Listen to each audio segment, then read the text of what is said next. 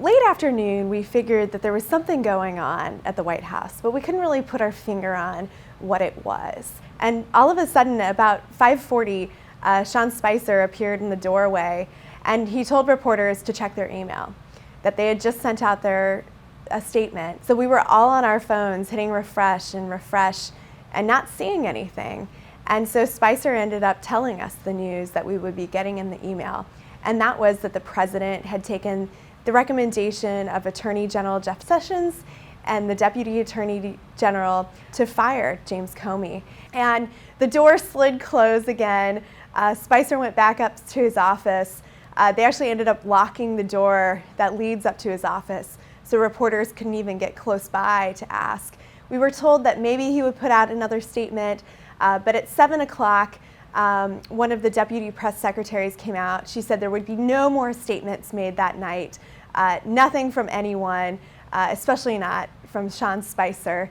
So I happened to hang around for a little bit longer. I was finishing up a story. About 8:30, I was thinking I would probably leave for the night, and I heard that Kellyanne Conway was on CNN, live from the White House lawn.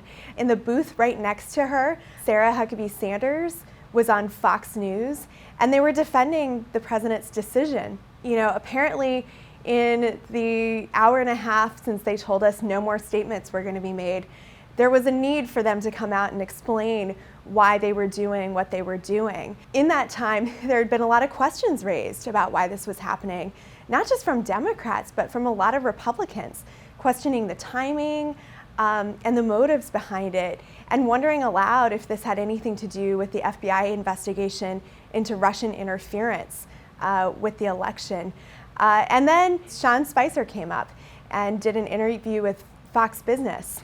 And as soon as it was done, instead of coming towards the reporters who were waiting for him, he went the back way, and it was very dark, and he was back in this,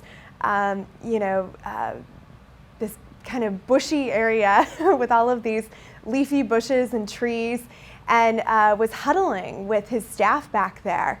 And we were waiting for him. We knew that he had to come by us to get back into the White House.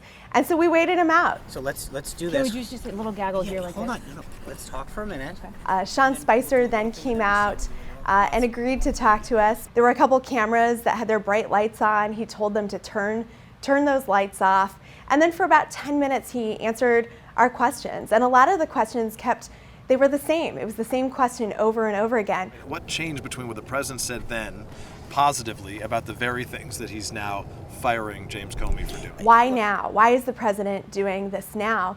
And I mean, Sean would make some jokes here and there, but he also seemed to be a little bit frustrated that we weren't taking the answers that he was giving.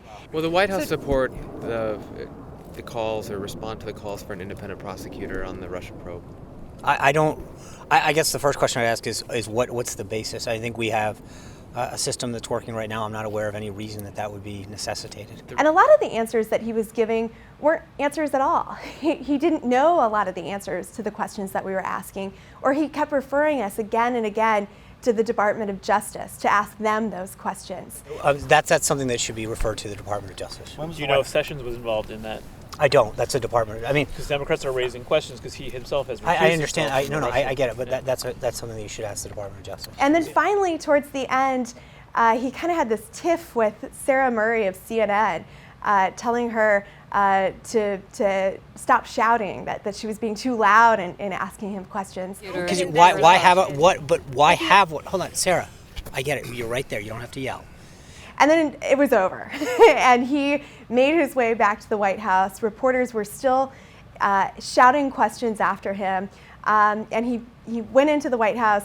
The doors closed, and that was basically it for the night. Anyway, thank you guys. 2 hours ago, you guys said there would be nothing left to talk about. Thank you guys. When's the president? Sean, we just Thank put it under you. the light for the Yeah, one. we did.